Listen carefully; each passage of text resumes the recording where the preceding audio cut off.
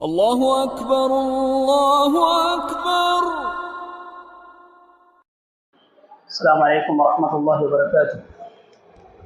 الحمد للہ رب العالمین والعاقبۃ للمتقین والصلاة والسلام علی سید الانبیاء والمرسلین محمد خاتم النبیین وعلی آلہ وصحبہ اجمعین، اما بعد۔ اعوذ باللہ السمیع العلیم من الشیطان الرجیم، بسم اللہ الرحمن الرحیم۔ یا ایہا الذین آمنوا اذا قمتم الى الصلاة فاغسلوا وجوہکم وایدیکم الى المرافق وامسحوا برؤوسکم وارجلکم الى الکعبین۔ محترم معزز سامعین، آج ہم انشاءاللہ وضو کے شرائط اور نواقض وضو اور ساتھ میں وضو کے کتنے فرائض ہیں، ان تینوں چیزوں کو مختصر طور پر سمجھیں گے انشاءاللہ۔ اللہ تعالیٰ سے دعا ہے اللہ تعالیٰ مجھے حق بیان کرنے اور ہم سب کو اس پر عمل کرنے کی توفیق عطا فرمائے، آمین۔ وضو کے کل 10 شرائط ہیں۔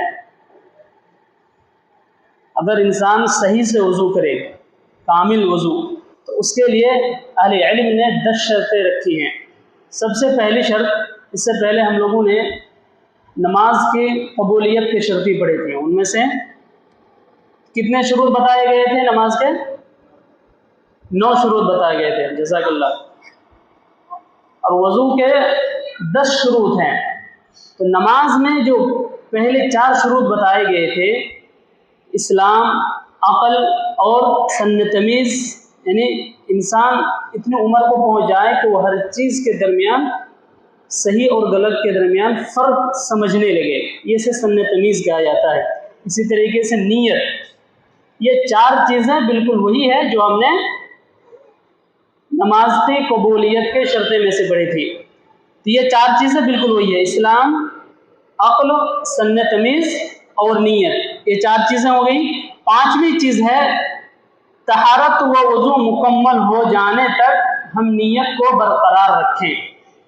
جب ہم وضو کرنا شروع کریں اس وقت سے لے کر کے جب تک ہمارا وضو مکمل نہ ہو جائے تب تک ہم اپنی نیت کو برقرار رکھیں۔ ایسا نہ ہو کہ ہم بیچ میں نیت کو توڑ دیں، ایسا نہیں ہونا چاہیے۔ اگر ایسا ہوگا تو پھر ہمارا وضو صحیح نہیں ہوگا، یہ 5ویں شرط ہے۔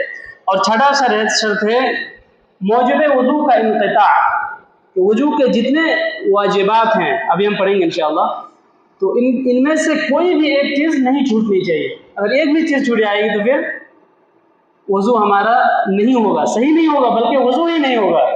اس لیے کہ وضو کے جتنے فرائض ہیں، جو وجوبات ہیں، وہ ضروری ہیں وضو میں۔ سنتیں اگر چھوٹ جاتی ہیں اس میں حرج نہیں ہے، لیکن جو واجبات ہیں اگر وہ چھوٹ جاتی ہیں تو پھر ہمارا وضو نہیں ہوگا۔ تو یہ 6واں شرط ہے موجب وضو کا انقطاع۔ اور 7ویں شرط ہے ان کا استنجا یا ڈھیلے کا استعمال، یعنی جب انسان پیشاب کرنے کے لیے جائے تو اگر اسے پانی مہیا نہ ہو تو ڈھیلے کا استعمال کرے۔ 8واں اس کا شرط ہے پانی کا پاک ہونا، جس پانی سے ہم وضو کریں گے اس پانی کا پاک ہونا ضروری ہے، یہ کم از کم مباح ہونا ضروری ہے۔ اور 9ویں شرط یہ ہے کہ نیل پالش، یعنی ایسی چیز اپنے نیل میں یا اعضائے وضو میں سے کوئی چیز لگا لینا جو پانی پہنچنے کا رکاوٹ بنتا ہو۔ ایسی چیز اگر کوئی انسان استعمال کرتا ہے تو اس کا وضو صحیح نہیں ہوگا۔ اس طریقے سے بہت ساری عورتیں ہماری ماں بہنوں میں سے نیل پالش لگاتی ہیں۔ تو نیل پالش میں کیا ہوتا ہے کہ اس کا وہ جو پالش آتی ہے وہ تھوڑا موٹا ٹائپ کا ہوتا ہے، جس کی وجہ سے وہ اعضا ہمارا بھیگتا نہیں ہے، پانی نہیں پہنچ پاتا ہے وہاں سے۔ اس لیے نیل پالش لگا کر کے وضو صحیح نہیں ہوگا۔ اس لیے ہم گھروں کی اصلاح کریں، ہمارے ماں بہنوں کو اس سے روکنے کی کوشش کریں۔ اور اس کی 10ویں شرط یہ ہے کہ انسان اگر بیماری میں مبتلا ہے، کسی بیماری میں وہ مبتلا ہے، جس طریقے سے بہت سے لوگوں کو ایسا ہوتا ہے کہ پیشاب کا قطرہ آنا، سلسلے بول، یعنی پیشاب کا قطرہ، اسے پیشاب کرنے کے بعد بھی ان کا قطرہ آتے رہتا ہے۔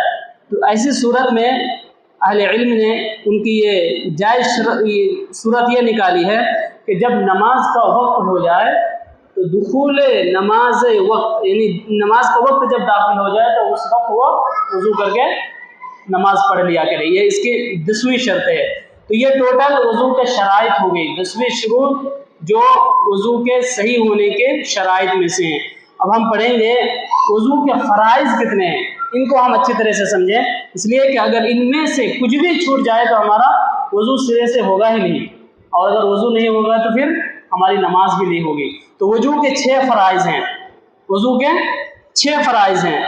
سب سے پہلے منہ دھونا, اور منہ دھونے میں کلی کرنا, ناک میں پانی چڑھانا, یہ ساری کی چیزیں منہ دھونے میں شامل ہیں.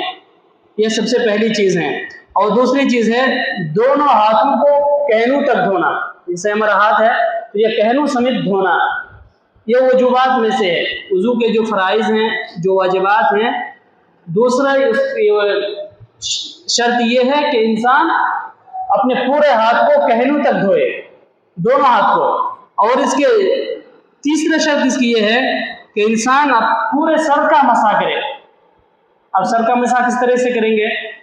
ہم پیشانی سے لے کر کے پیچھے کا جو گدی تک, یہاں تک جو آتا ہے, جہاں تک بال ہم کو لگ رہا ہے کہ سر میں ہمارا بال ہے, تو ایسے ہاتھ کو لے جا کر کے پورا پیچھے تک لے جائیں گے, اور پھر دونوں کو پھر ایسے ہاتھ سامنے لا کر کے چھوڑیں گے. اور سر کا مسح میں ہمارا کان کا مسح بھی شامل ہے, اس کو الگ سے نہیں ذکر کیا گیا ہے, بلکہ سر کے مسح میں کان کا مسح بھی داخل ہے.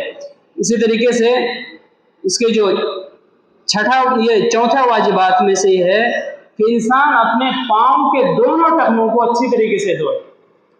پاؤں کے, ہمارا پاؤں جو ہم دھوتے ہیں, یہ جو ٹخنا ہے ہمارا ٹخنا, یہ سوکھا نہیں رہنا چاہیے. دونوں پیر کا ٹخنا ہمیں مکمل طریقے سے دھونا ہے, ذرہ برابر بھی سوکھا نہیں رہنا چاہیے. اسی طریقے سے 5ویں چیز ہے کہ تمام اعضاء وضو کو دھونے میں ترتیب رکھنا. یعنی سب سے پہلے ہم بسم اللہ کر کے اپنے دونوں ہتھیلی کو دھوتے ہیں, پھر کلی کرتے ہیں, پھر ناک میں پانی چڑھاتے ہیں, پھر چہرہ میں پانی مارتے ہیں, اس کے بعد پھر دونوں ہاتھ کو کہنوں تک دھوتے ہیں, پھر سر کا مسح, پھر کان کا مسح, پھر دونوں پیر کو ٹخنوں تک دھوتے ہیں. تو یہ ترتیب وار ہونا چاہیے. ایسا نہیں کہ ہم پہلے ہاتھ دھو لیے پھر کلی کر لیا, اب ناک میں پانی نہیں چڑھائے, پہلے ہی منہ دھو لیے. ایسا نہیں ہونا چاہیے. ترتیب وار جس طریقے سے بتایا گیا ہے, جس میں کنٹینیو ہونا چاہیے.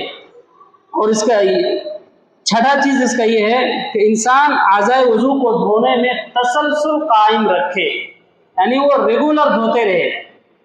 ایسا نہ ہو کہ وضو بناتے وہ کہیں چلے گئے, اب مان لیجیے کہ ابھی وضو مکمل نہیں ہوا, وضو چھوڑ کر کے وہ کسی چیز میں مصروف ہو گئے. ایسا نہیں ہونا چاہیے.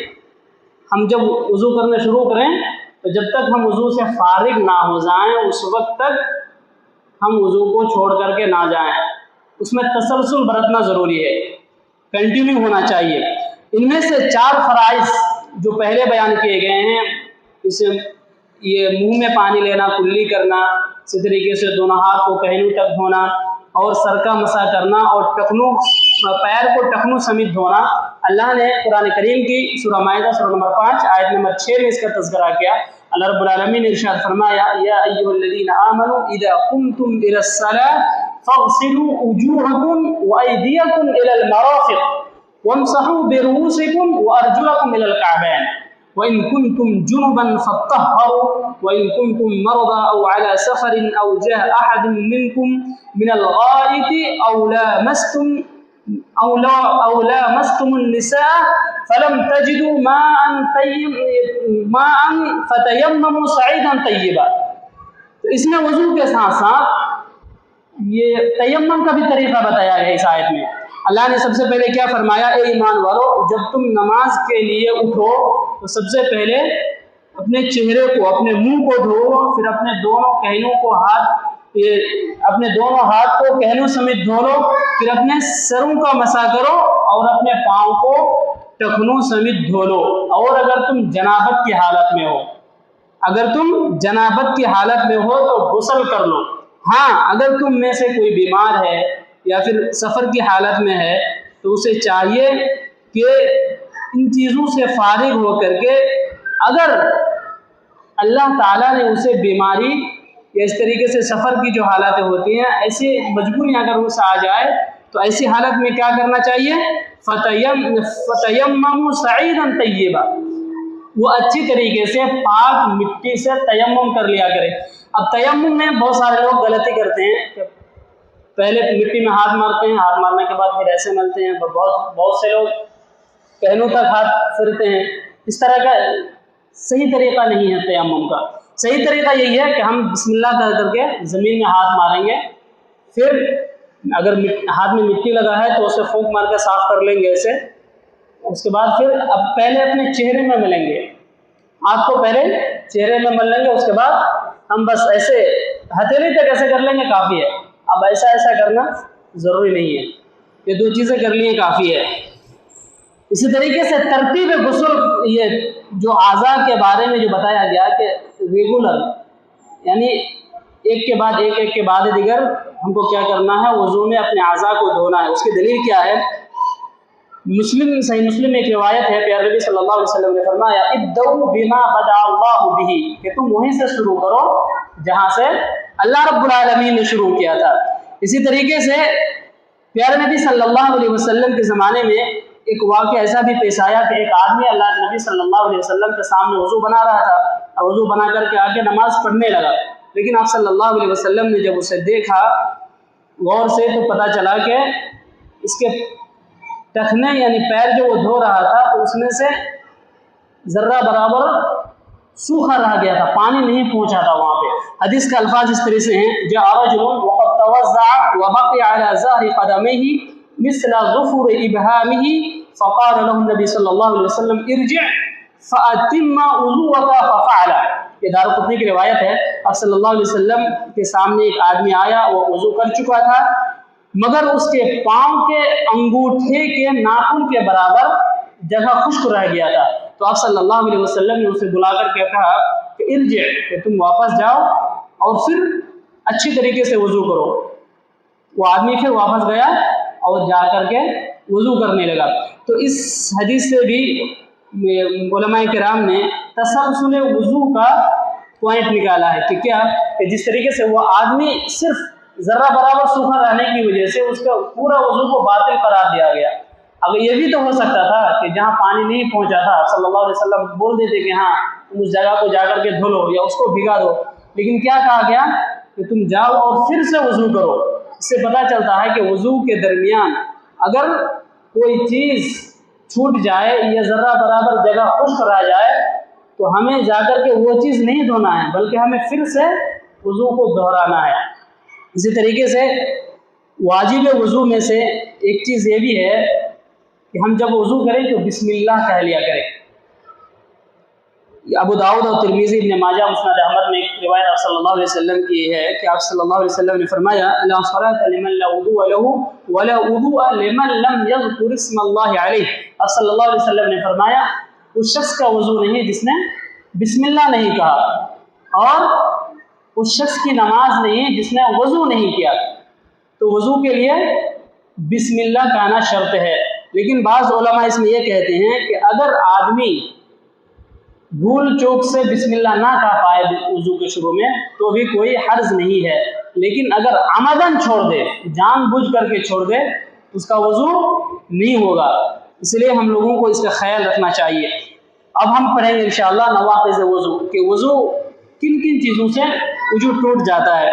تو ان میں سے اہل علم نے 8 چیزوں کو ذکر کیا ہے کہ 8 چیزیں ایسی ہیں جس سے ہمارا وضو ٹوٹ جاتا ہے، وضو ختم ہو جاتا ہے۔ سب سے پہلی چیز پاخانہ و پیشاب کے جگہوں سے کچھ نکلنا، سبیلین، اگلے شرمگاہ چاہے پچھلے شرمگاہ، دونوں میں سے کوئی چیز نکلے تو وضو ٹوٹ جائے گا۔ اسی طریقے سے جسم کے کسی بھی حصے سے نجس چیز جیسے خون ہے، پیپ ہے، ان چیزوں کا جسم سے بہہ نکلنا، اگر وہ چیز جیسے کہیں چوٹ لگ گیا اور خون بہہ رہا ہے، سیلان شرط ہے، اگر چوٹ لگنے میں صرف خون ذرہ برابر خون نکلا لیکن وہ خون بہا نہیں تو ایسے صورت میں وضو نہیں ٹوٹے گا، لیکن اگر اس جگہ سے خون بہہ جائے تب ہمارا وضو ٹوٹ جائے گا۔ ان چیزوں کا ہمیں خیال رکھنا ہے کہ اگر خون بہہ جائے تو وضو ٹوٹ جائے گا، یہ دوسری چیز ہے۔ اور اگر نہ بہے تو پھر وضو نہیں ٹوٹے گا۔ اسی طریقے سے تیسری چیز ہے زوال عقل، یعنی عقل کے انسان کا عقل ختم ہو جائے۔ جس طریقے سے کبھی کبھی آدمی بے ہوش ہو جاتا ہے، غشی طاری ہو جاتی ہے، یا انسان جب اسے گہری نیند آتی ہے تو اس وقت بھی وہ ہوش میں نہیں ہوتا ہے، تو ایسی صورت میں بھی جب گہری نیند آ جائے تو وضو ٹوٹ جاتا ہے۔ اور چوتھی چیز ہے شہوت و خواہشات سے مغلوب ہو کر کے اپنی عورت کو یعنی اپنی بیوی کو چھونا۔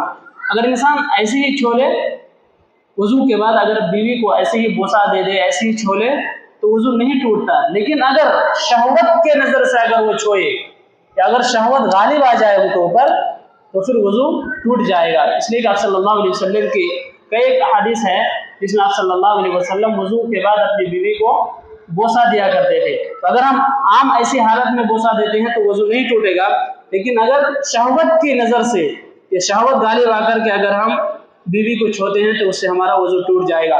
پانچویں چیز ہے کہ اگلی یا پچھلے شرمگاہ کو ہاتھ لگانا، وضو کرنے کے بعد ہم شرمگاہ میں ہاتھ نہ لگائیں۔